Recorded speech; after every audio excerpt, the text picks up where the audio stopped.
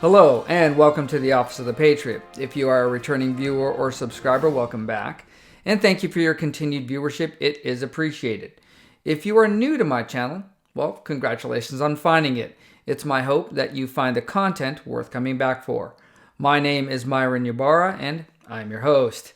Today's topic revolves around the concept that, in my humble yet informed opinion, actually doesn't exist. Well, except in the minds of woke far-left progressive liberals. And that is cultural appropriation.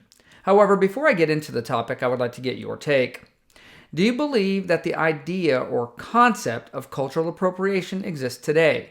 If so, is it a bad thing? Please take a minute to comment below. The phrase cultural appropriation is a relatively new ideology that didn't even become a thing until the early 80s. It was coined and promoted by sociology professors in post-secondary liberal bastions, also known as colleges and universities. The reason was to infect young minds and ultimately spread this false narrative of inequality into the population through the internet and the legacy liberal media. So what is cultural appropriation? Well, according to Britannica, cultural appropriation is when members of a majority group adopt cultural elements of a minority group in an exploitative, disrespectful, or stereotypical way. Sounds just like a definition that liberals would come up with, imprecise and subject to interpretation. So who determines who is the majority and minority group? And what is disrespectful or stereotypical of any culture? So to try to clear up this mess of a term, I'm going to break down cultural appropriation into its component parts and demonstrate just how silly this phrase actually is. According to Merriam-Webster, the definition of cultural, or rather culture, is customary beliefs, social forms, and material traits of a racial, religious, or social group. Also, the characteristic features of everyday existence, such as diversions or a way of life, shared by people in a place or time. In simple terms, culture is the way people or a group of people live, measured and cataloged in a specific place and during a specific time. Using that bit of information, we can see that culture is an evolving concept, even within the same group of people. As an example, Mexicans from southern Mexico and central Mexico have changed much of their culture as a result of the colonization of the Spanish in the early 1500s. Language and religion, most notably. Not too many Mexicans today are praying to Tlaloc, the god of rain and lightning, in the native Aztec tongue. Further, science and technology has had a major impact on culture, and this also causes cultural changes over time. So we can see that culture isn't static. In fact, one group of people may appear to have adopted a cultural behavior, ritual, or item from another group, because that behavior, ritual, or item is the same, but in actuality, the first group may have evolved their own culture to this new cultural norm without being influenced by the second group. An example of that is the pyramids of Egypt and the pyramids of Mexico. It may appear that Mexico took its cues from the Egyptian pyramids, but that's not likely the case. And that's given because there's over a millennia of time between each of these civilizations. Next, appropriation. According to Merriam-Webster, appropriation is to take exclusive possession of something, to annex it. Well, when something is appropriated or annexed, it's taken, and something that is taken cannot be used by the original owner. And given that culture isn't a tangible thing, even if it belongs to a specific group of people, it can never be appropriated. At best, it can only be emulated by another person or group. Most liberals believe in this idea of cultural appropriation and take offense when people of other cultures adopt something they believe originated and thus belongs exclusively to them.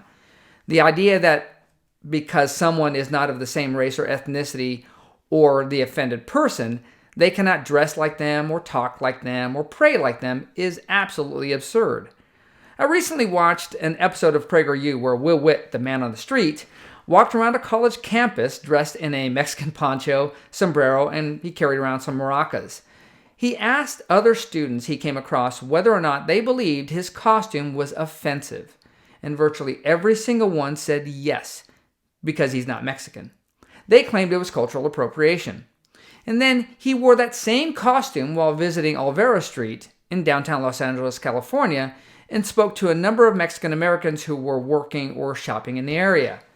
And virtually every one of those people had no problems with his costume and took no offense to him wearing it. It appears that victims of cultural appropriation are not the people that are being emulated, it's the liberal left. They are outraged for a group of people they believe to be marginalized, and in most cases, they don't even belong in that group.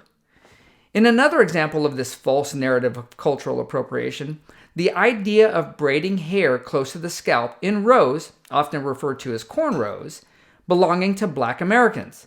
And many liberals believe that this hairstyle was adopted and belongs exclusively to Black Americans.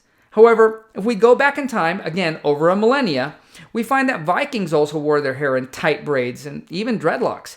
In fact, evidence that braiding hair close to the scalp goes back to ancient Egypt. But let's say for argument's sake that Caucasian Americans are copying the cornrow hairstyle of Black Americans. Who's it harming? The answer is no one.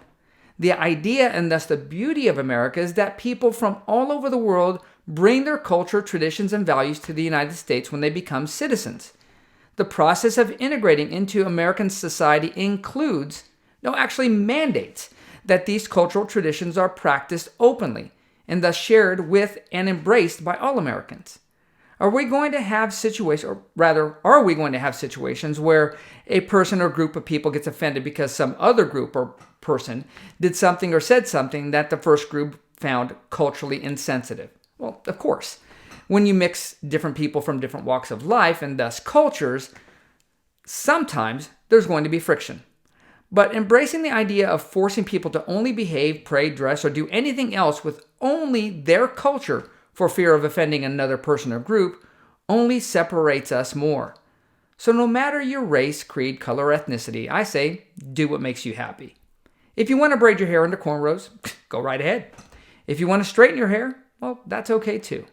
Because in the end, you are American and by default, free to live your life how you want to.